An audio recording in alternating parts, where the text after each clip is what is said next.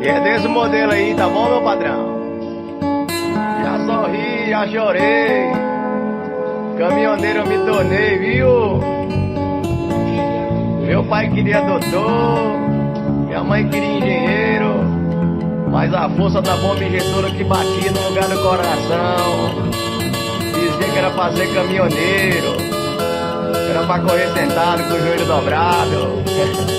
Caminhão arqueado, vidro fechado, retrovisor regulado, e o couro ia comendo, o cargueiro correspondendo.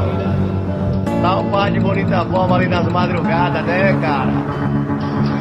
Capa 10 ligando, o sonzinho, o caminhão ia tocando, bandeira do GP do lado representando. Aí a boca ficava boa de luxo. Eita! Era desse jeito, desse modelo aí, tá bom, rapaz? Entregava as cargas no horário combinado ali, descarregava, carregava de novo e carregava novamente, deixava preocupado os parentes, 2 pilas na mente pra não dormir eternamente. Drogado não, chofé caminhoneiro por amor e profissão, viu?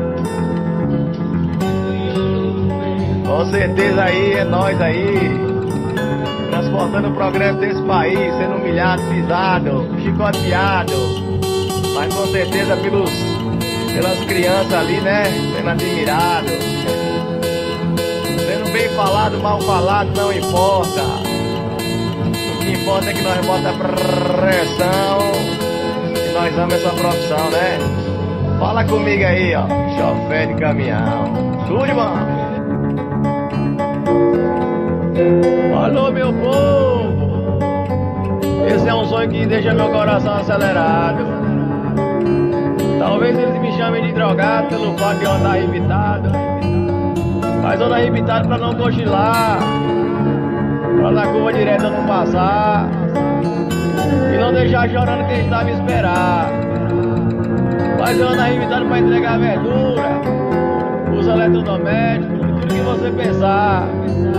Anda arrebitado pra carga não atrasar, dia e noite, noite e dia, andando feito louco, transportando o progresso e ganhando pouco. Toca na cabeça, vinha nos pés, o som tocando e o pensamento na mulher. A família com saudade e ansiedade, carro lavadinho, peixinho de foguinho, banco rebaixado, caminhão chipado, horário apertado, e eu tremendo e andando pilado. Mas jamais chama o herói do volante drogado. Copiou?